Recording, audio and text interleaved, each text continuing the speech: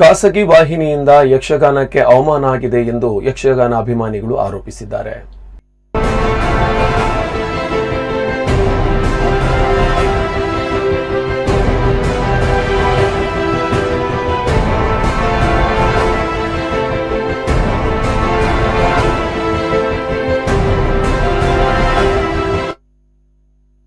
ಯಕ್ಷಗಾನಕ್ಕೆ ಒಂದು ಸುದ್ದಿವಾಹಿನಿಯೊಂದು ಮಾಡಿದ ಅಪಮಾನದ ವಿರುದ್ಧ ಜನ ಸಾರ್ವತ್ರಿಕವಾಗಿ ಕರಾವಳಿಯ ಕಲಾಭಿಮಾನಿಗಳು ಆಕ್ರೋಶವನ್ನು ವ್ಯಕ್ತಪಡಿಸಿದ್ದಾರೆ.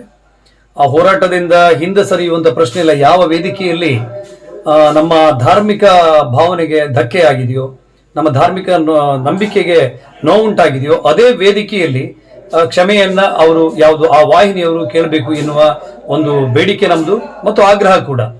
ಅದ್ರ ಜೊತೆಗೆ ಯಕ್ಷಗಾನ ಕ್ಷೇತ್ರಕ್ಕೂ ಕೂಡ ಇದೊಂದು ಚರ್ಚೆ ಎದ್ದಿದೆ. ಹಾಗಿದ್ರೆ ಅಲ್ಲಿ ಮಾತ್ರ ಸಿನಿಮಾ ಹಾಡಿಗೆ ಅವರು ಅಭಿನಯಿಸೋದಾ, ರಂಗಸ್ಥಳದಲ್ಲಿ ಮಾಡೋದಿಲ್ವಾ, ಕಲಾವಿದರುಗಳು ಸಿನಿಮಾ ಡೈಲಾಗ್ಗಳನ್ನ ಹೇಳೋದಿಲ್ವಾ ಎನ್ನುವಂತ ಪ್ರಶ್ನೆಗಳೆಲ್ಲ ಎದ್ದಿವೆ. ಅದು ಹೌದು. ಇದೇ ಸಂದರ್ಭದಲ್ಲಿ ಕನ್ನಡ ಮತ್ತು ಸಂಸ್ಕೃತಿ ಸಚಿವರಾದಂಥ ಸುನಿಲ್ ಕುಮಾರ್ ಅವರಿಗೆ ನಾವು ಮಾತಾಡಿದ್ದೇವೆ. ಇಲ್ಲೂ ಕೂಡ ಸಂಪೂರ್ಣವಾಗಿ ಯಕ್ಷಗಾನ ಕ್ಷೇತ್ರದಲ್ಲಿ ಬದಲಾವಣೆಯನ್ನು ತರಬೇಕು. ಆ ನಿಟ್ಟಿನಲ್ಲಿ ಒಂದು ಪ್ರಾಜ್ಞರ ಸಮಿತಿಯನ್ನ ರಚನೆ ಮಾಡಬೇಕು. ಅದು ಸಲಹಾ ಮಂಡಳಿಯ ರೀತಿಯಲ್ಲಿ ಕರ್ತವ್ಯವನ್ನು ನಿರ್ವಹಿಸಬೇಕು ಎನ್ನುವಂತ ವಿಚಾರಗಳು ನಮ್ಮ ಮುಂದಿವೆ. ಅದಕ್ಕೆ ಸಂಬಂಧಪಟ್ಟಂತ ಕ್ಷೇತ್ರದ ಪರಿಣಿತರನ್ನ